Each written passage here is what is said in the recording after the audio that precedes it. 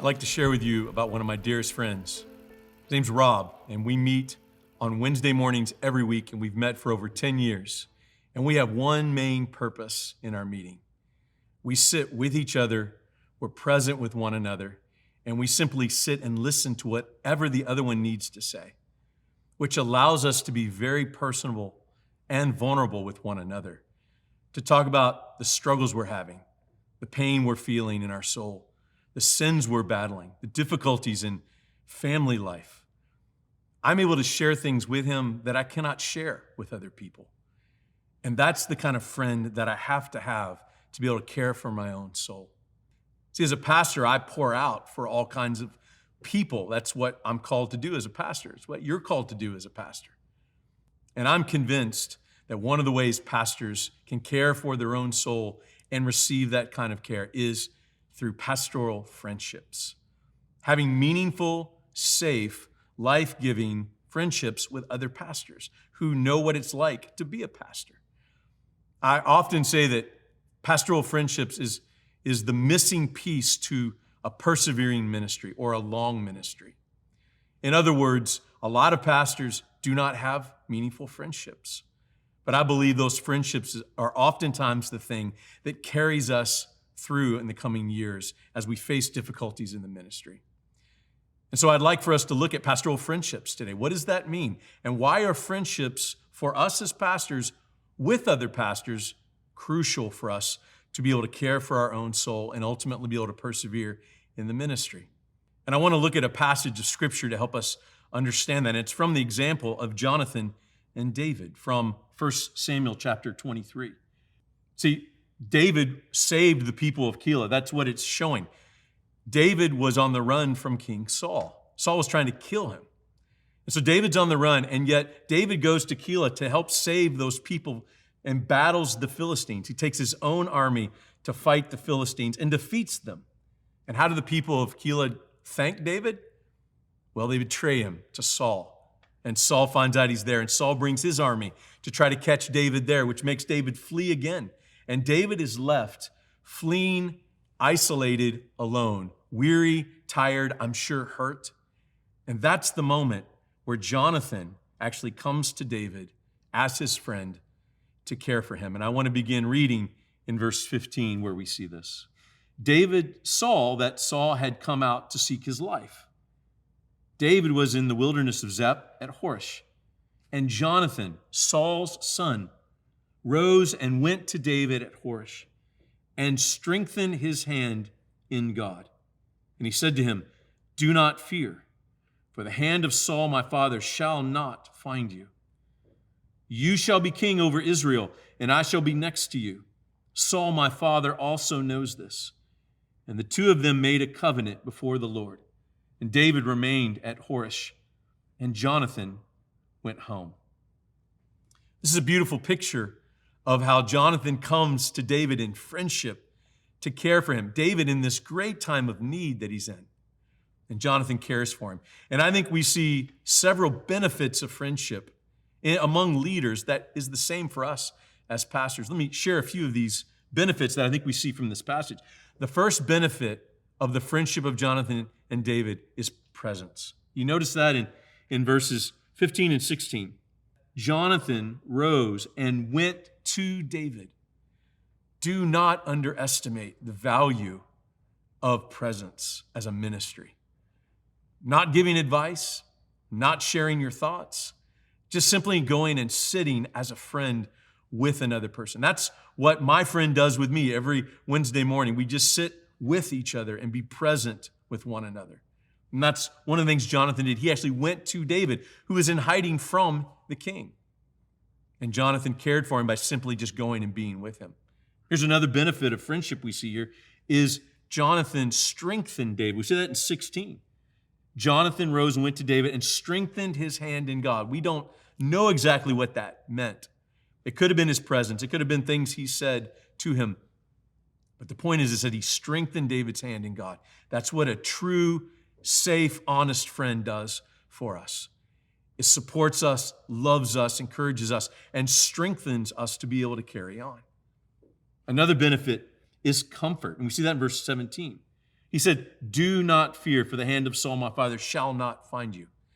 Now, Jonathan couldn't defend David from Saul, but there's something about a friend coming alongside you and saying, "Don't fear, I'm here with you." And all of us need that kind of friend in our life. Another benefit is protection. We see that in 17. He says, "You shall be king over Israel, and I shall be next to you." It's as if he's saying, nobody's coming to get you without going through me. And sometimes we all need a friend to be able to do that. I particularly needed that friend for me in the early years of my ministry.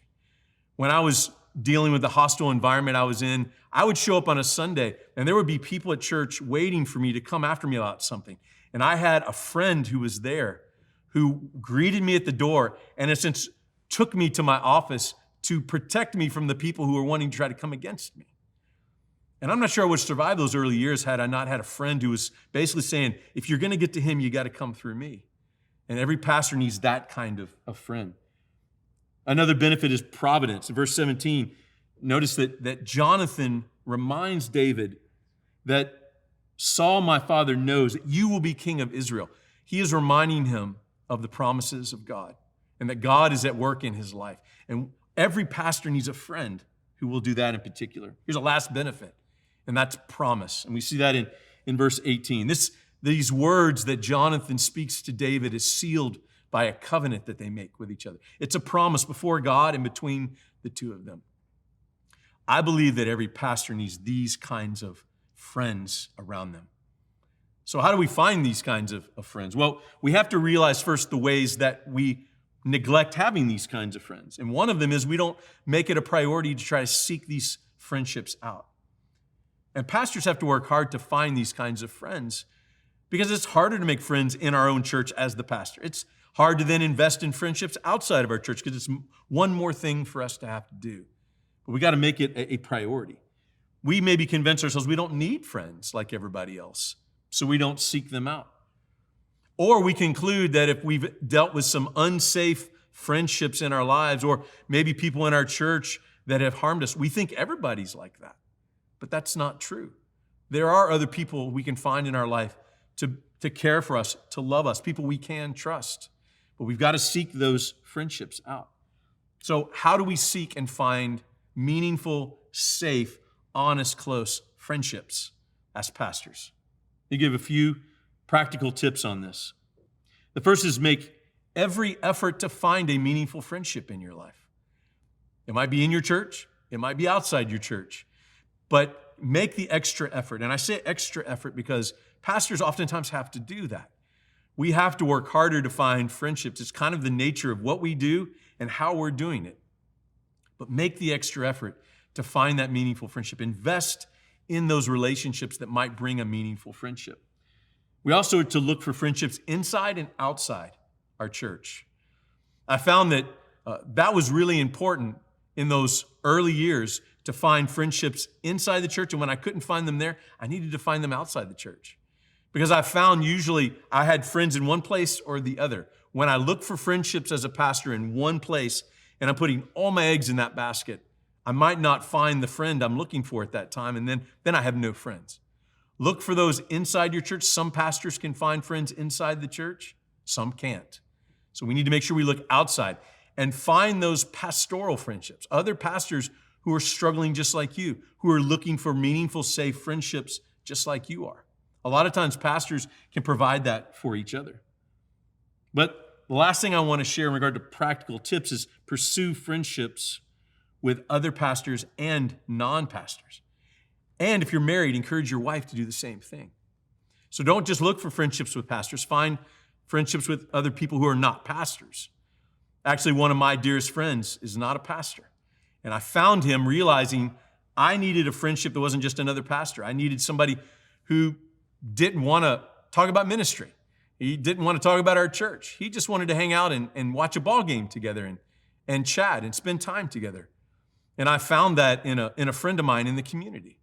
And that's become one of the most meaningful friendships to me because he doesn't want me to be his pastor and he doesn't want to talk about pastor stuff. And I found that I needed a friend like that. And some of you maybe need a friend like that. So make sure you're looking for friendships inside and outside your church. So how about you? How are the friendships in your life? Do you have friendships inside and outside the church? This is something we all need to wrestle with, but I want to challenge you with this one final question in regard to your own life. Can you share one name of someone who is a safe, close, personal, honest friend that you have in your life? And if not, why not?